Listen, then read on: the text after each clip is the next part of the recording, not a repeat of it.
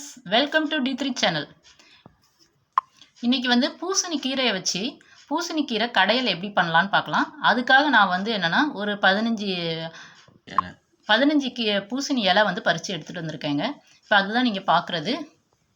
இப்போ இலை வந்து இது பெருசு பெருசாக இருக்கிறதுனால அது சின்ன சின்னதாக நம்ம வந்து என்ன செஞ்சுக்கலாம்னா அப்படியே கையிலே லைட்டாக இது பண்ணி விட்டு சின்ன சின்ன பீஸாக போட்டுக்கலாங்க. நல்லா பச்சை பசேன்னு பார்க்கவே சூப்பராக இருக்குது பாருங்கள். இந்த இலை வந்து பெருசாக இருக்கிறனால நம்ம கையிலே வந்து சின்ன சின்ன பீஸாக இந்த மாதிரி பிச்சு போட்டுடலாங்க. ஸோ எல்லா இலையுமே நம்ம பிச்சு போட்டுடலாம். பூசணிக்கீரை வந்து ரொம்ப நல்லதுங்க, ரொம்ப உடம்புக்கு வந்து சத்தான கீரைங்க. இது கிடச்சிச்சின்னா இதை மிஸ் பண்ணாதீங்க.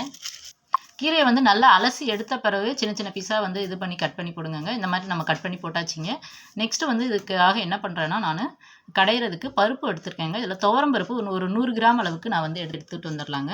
பருப்பை வந்து நல்லா அலசி எடுத்துகிட்டு வந்தாச்சுங்க. இப்போ வந்து பருப்பை வந்து அந்த கீரையோடு நம்ம ஆட் பண்ணிடலாம். நெக்ஸ்ட்டு வந்து என்ன எடுத்திருக்கேன்னா இதில் வந்து ஆனியன் வந்து ஒரு பெரிய ஆனியன் வந்து கட் பண்ணி வச்சுருக்கேங்க. அதோட வந்து தக்காளி வந்து நல்லா பழுத்த தக்காளியாக ஒரு பெரிய தக்காளி வந்து எடுத்து வச்சுருக்கேங்க. அதையும் நம்ம வந்து இதோட போட்டோம். ஸோ இதையும் இதோட ஆட் பண்ணிடலாங்க. நெக்ஸ்ட்டு வந்து என்ன எடுத்து வச்சுருக்கேன்னா பூண்டு வந்து ஒரு பெரிய ஒரு 5-6 பூண்டு வந்து அப்புறம் வந்து கொஞ்சம் ஜீரகம் வந்து 1 ஸ்பூன் அளவுக்கு எடுத்து வச்சுருக்கேன்.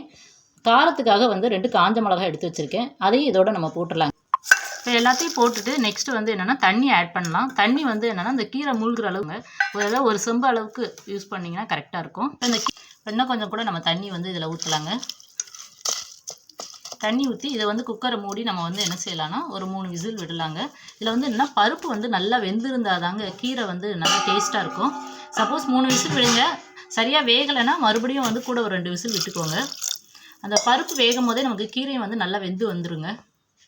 குக்கரை வந்து மூடிடலாங்க. மூடி வந்து நம்ம என்ன பண்ணலான்னா ஒரு 3 விசில் விட்டு வேக வைக்கலாம். இப்போ நம்ம ஸ்டவ்வில் வச்சாச்சிங்க. விசில் விட்ட பிறகு எப்படி இருக்குன்னு பார்க்கலாம். இப்போ ஒரு பிளேட்டில் எடுத்து வச்சாச்சுங்க. இதை வந்து நல்லா ஒரு 10 மினிட்ஸ் வந்து நல்லா ஆற வச்சுட்டு அதுக்கப்புறம் மிக்சியில் அரைங்க. சூடோடு அரைக்க வேணாம். இல்லை இப்போ வந்து கீரை வந்து தாளிச்சிடலாங்க. அதுக்காக நான் என்ன பண்ணுறேன்னா ஒரு கடாயில் வந்து எண்ணெய் ஊற்றி வச்சுருக்கேங்க. எண்ணெய் காஞ்சோனையும் நம்ம என்ன பண்ணுறோன்னா ஒரு 1/2 ஸ்பூன் வந்து கடுகு, 1/2 ஸ்பூன் வந்து ஜீரகம் போடுறோங்க. ஜீரகம் வந்து அந்த தாளிக்கும் போது போடும்போது அது பொரிஞ்சு வரும்போது டேஸ்ட் வந்து சூப்பராக இருக்குங்க. அதுக்காக நான் வந்து என்னென்னா இதில் வந்து ஜீரகம் போடுறேங்க. ஆல்ரெடி நம்ம வேக வைக்கும் போதுமே வந்து இதில் ஜீரகம் ஆட் பண்ணியிருக்கோங்க. நெக்ஸ்ட்டு வந்து என்னென்னா காரத்துக்காக வந்து ஒரு காஞ்ச மிளகாய் கிள்ளி போடுறேங்க. காஞ்ச மிளகாய் பொரியட்டுங்க. நெக்ஸ்ட்டு வந்து கருவேப்பிலை போடலாங்க. இப்போ வந்து ஒரு 2 பூண்டு பல் வந்து என்னென்னா உரலை வந்து லைட்டாக தட்டி எடுத்துகிட்டு வந்திருக்கேங்க. அதையும் நம்ம இதில் ஆட் பண்ணலாம். 1-2 தட்டிக்கோங்க, நல்லா மைய தட்ட வேணாம். நம்ம ஆல்ரெடி வந்து பூண்டு பல் வேறு வந்து கீரை வேக வைக்கும் போது ஆல்ரெடி போட்டிருக்கோங்க. அதாவது இதில் தாளிக்கும் போது நீங்கள் வந்து பூண்டு தட்டி போட்டிங்கன்னா அதோட ஃப்ளேவர் வந்து சூப்பராக இருக்குங்க. அதுக்காக நம்ம போடுறோம். இப்போ வந்து நம்ம வந்து ஆல்ரெடி இதில் வந்து மிக்சியில் வந்து அரைச்சி வச்சுருந்த கீரையை வந்து இதில் ஊற்றிடலாங்க. கீரை வந்து பாருங்கள் சூப்பராக இருக்குங்க. அதுவும் நல்லா க்ரீன் கலரில் சூப்பராக வந்திருக்குங்க. நமக்கு டேஸ்ட் இந்த மாதிரி பண்ணிங்கன்னா ரொம்ப சூப்பராக இருக்கும். இது வந்து என்னென்னா நீங்கள் எந்த கீரைனாலும் இதுக்கு வந்து போட்டுக்கலாங்க.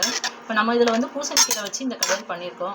நீங்கள் அதுக்கு பதிலாக வந்து அரைக்கீரை போடலாம், சிறுகீரை போட்டு இது பண்ணலாம், பொன்னாங்கண்ணி கீரை போடலாம். ஸோ எல்லாத்துக்குமே வந்து சூப்பராக இருக்குங்க இந்த மாதிரி பண்ணிங்கன்னா. இன்னொன்று வந்து சாதாரண கீரை கடையிறதோட பருப்பு போட்டு கடைஞ்சிங்கன்னா எல்லோரும் கொஞ்சம் விரும்பி சாப்பிடுவாங்க. ஸோ அதனால தான் நான் வந்து என்னென்னா இதில் வந்து பருப்பு போட்டு வந்து செஞ்சுருக்கேங்க. இப்போ லைட்டாக ஒரு கொதி வரட்டும். கொதி வந்தோடனே நம்ம இறக்கிடலாம். கீரைக்கு தேவையான உப்பு வந்து நம்ம இப்போ போட்டுடலாங்க. நம்ம ஆல்ரெடி எதுவும் உப்பு போடல, இப்போ தான் போடுறோம். ஸோ ஒரு கொதி வந்தோடனே நம்ம இறக்கிடலாம். நாங்கள் போடுற வீடியோலாம் உங்களுக்கு பிடிச்சிருந்தா லைக் பண்ணுங்கள், ஷேர் பண்ணுங்கள், சப்ஸ்கிரைப் பண்ணுங்கள். தேங்க்ஸ் ஃபார் வாட்சிங்.